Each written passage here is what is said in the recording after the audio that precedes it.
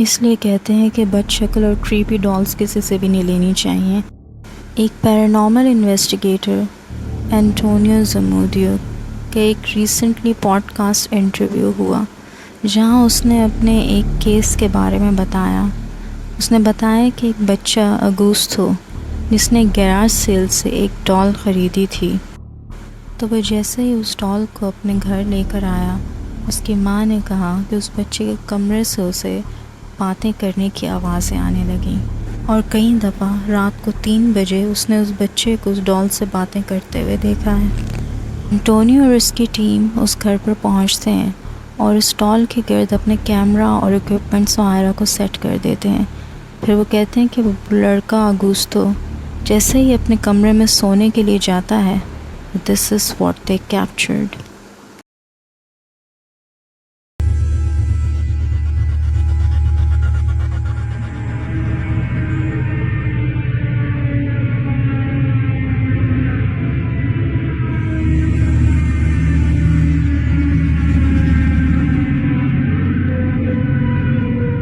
Footage में देखा जा सकता है कि बच्चे के कमरे में जाते ही वो डॉल तेज़ी से उसके कमरे की तरफ भागती है, which is damn creepy। Antonio कहता है कि इस वाक़े के बाद से उसने इस डॉल को एक बॉक्स में सील करके रखा हुआ है, क्योंकि उसे ऐसा लगता है कि इस डॉल के अंदर कोई शैतानी मखलूक है।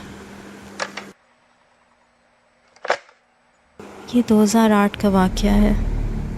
थाईलैंड में किसी जगह ग्रुप ऑफ फ्रेंड्स इकट्ठे होते हैं पार्टी करने के लिए। दे वर सिंगिंग, डांसिंग, लाफिंग, सब एंजॉय कर रहे हैं और सब कुछ नॉर्मली दिख रहा है ना।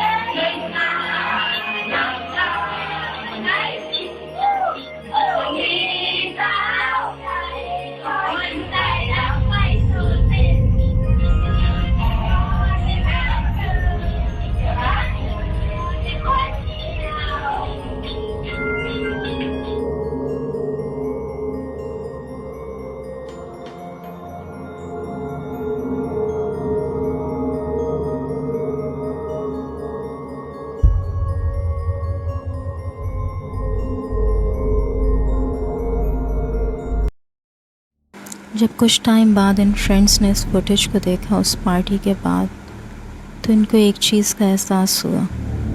Things were far from normal.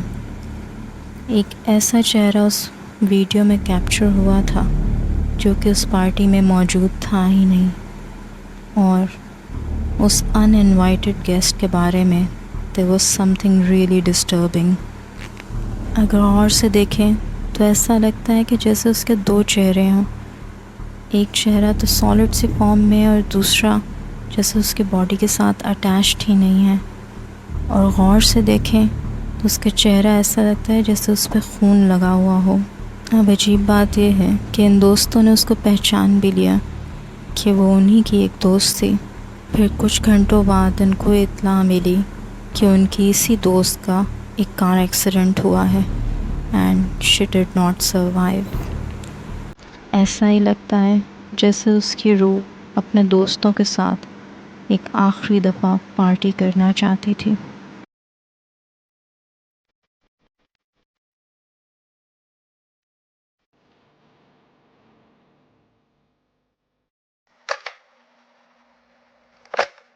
ये सुने, ये बहुत इंटरेस्टिंग है। तो कभी कभी जिंदा हो जाता है, बैठ जाता है, ऐसा कुछ हुआ है क्या आपके साथ? एक बार हुआ था जो आंख खोल लेता था। एक्सीडेंटल बॉडी था, पूरा फ्रैक्चर था। हाँ। एकदम ताजा बॉडी था। लाइफ पोस्टमार्टम के लिए तो आंख बार बार ऐसे खोल लेता था। मतलब पोस्टमार्टम के लिए 100 को लाया गया तो वो आंख भी खोल दे रहा। हाँ, प्राण जो है सो बहुत कष्ट से प्राण निकलता है। हाँ। तो उसको 2 बार हम आंख मूंद दिए। हाँ। ऐसे करके 2 बार आंख मूंद दिए। तीसरा बार में कहे कि शांत रहो, तुम डेड बॉडी हो। हाँ। इस तरीके से अब डेड बॉडी को बोली तो शांत हो गया। हाँ, अब डेड बॉडी है, शांत रहो, तो आंख मूंद। अब सोचें अगर वो ज़िंदा हुआ तो अगर आप इस वीडियो को अभी भी देख रहे हैं और पसंद कर रहे हैं तो गिव इट अ लाइक और मेरे चैनल को सब्सक्राइब करना मत भूलिएगा।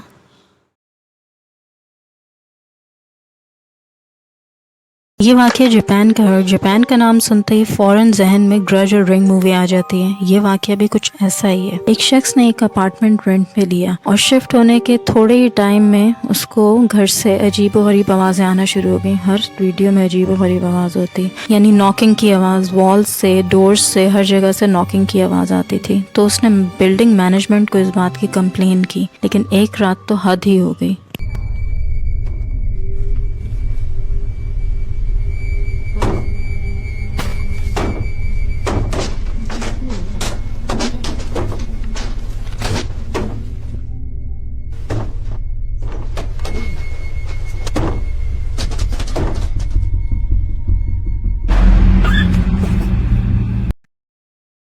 नहीं, ये उसकी हमसाई नहीं है। सस्ता होने की वजह से ये अपार्टमेंट बहुत से लोगों ने ख़रीदा, लेकिन बहुत कम ही लोग इसमें टिक पाए। जो भी इस अपार्टमेंट में आता था, इस हमसाई की वजह से ये अपार्टमेंट छोड़ जाता था। इमेजिन अगर आपकी भी ऐसी हमसाई हो जो दीवारों से सर निकाल ले तो।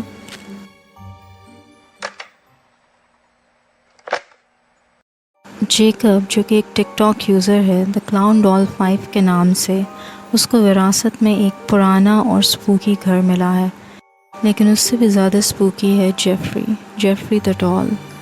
इस घर में उसको कई दफ़ा रातों को जागना पड़ा है कुछ शोर शराबों की आवाज़ से, लेकिन उससे ज़्यादा अजीब है जेफरी का सर घुमाकर उसे देखना।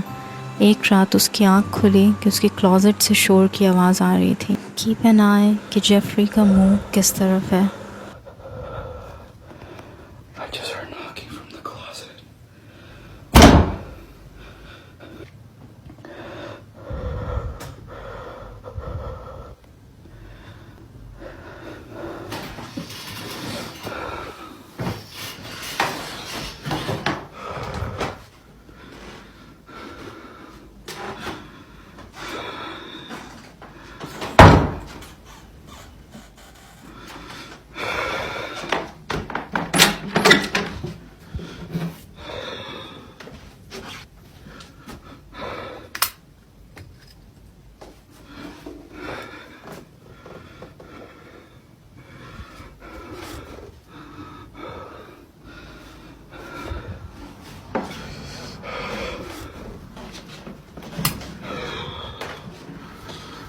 डॉल उसी की तरफ देख रही है। Creepy, right?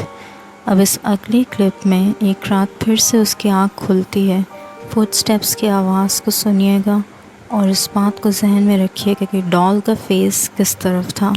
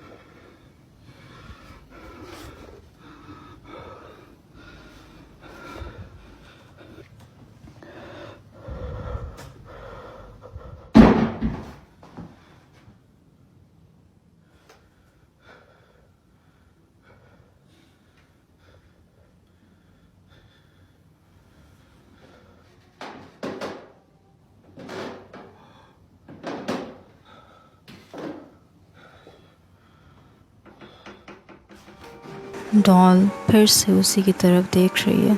I think Jeffrey का फोकस सिर्फ जेकब पर ही है। इस डॉल के साथ कुछ न कुछ पैरानॉर्मल तो ज़रूर है, और इसको देखकर मुझे एनाबेल मूवी याद आ जाती है।